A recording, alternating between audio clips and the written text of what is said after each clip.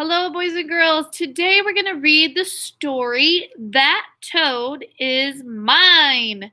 And we're going to be focusing still on our characters and our setting and what's the problem in the story, okay? And then we're also going to be focusing on what happens in the beginning, what happens in the middle, and what happens at the end of our story. And then you are going to fill that out on Seesaw about beginning, middle, and end. So you really need to turn on your listening ears and be ready to listen to our story today so you can fill out your reading assignment. Okay? That Toad Is Mine by Barbara Shookhazen, illustrated by Jane Manning. Okay? Our front cover, our spine, and our back cover. And our back cover says, "Learning to share can be difficult." Ooh, I wonder what this book might be about. That Toad Is Mine. That's our title page there. Okay, let's see. John and I like to share our toys, our food, and what we wear. We share a book, we share a bike, we share a game that we both like. So far, we have John and I. Those are our two characters. We share a drink of lemonade. We sit and sip it in the shade. A sip for me, a sip for John. We sip until our drink is gone. So far, so good. They're doing a great job sharing. Let's see what happens, though. We share our crayons and our cars. We share a bag of candy bars. When one is left, what do? To share, we cut the one in two. So they're always sharing. Very nice.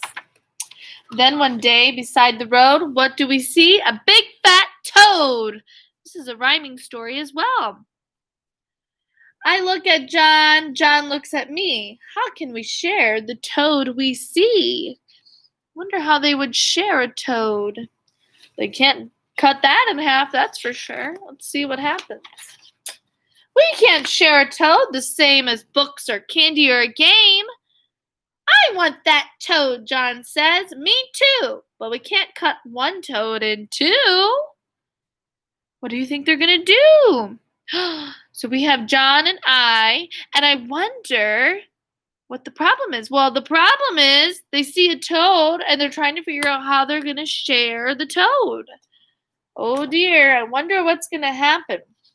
So we're in the middle of our story now. In the beginning, they're sharing everything. They cut things in half. They figure it out. So if they can figure those things out, I'm sure they can figure this out. Let's see what happens.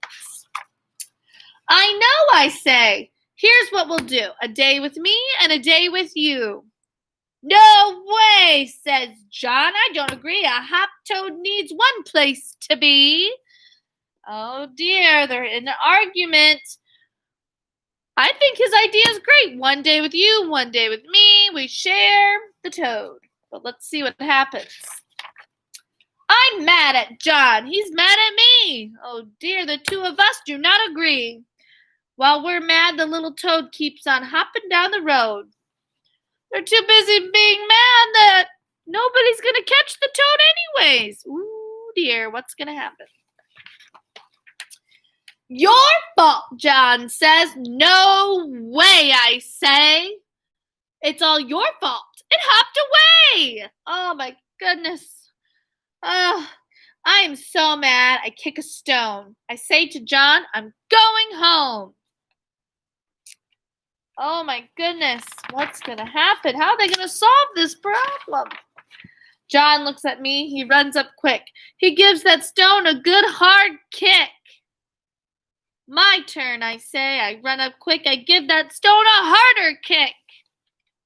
Oh, my goodness. Maybe now they're going to play with the stone. Let's see.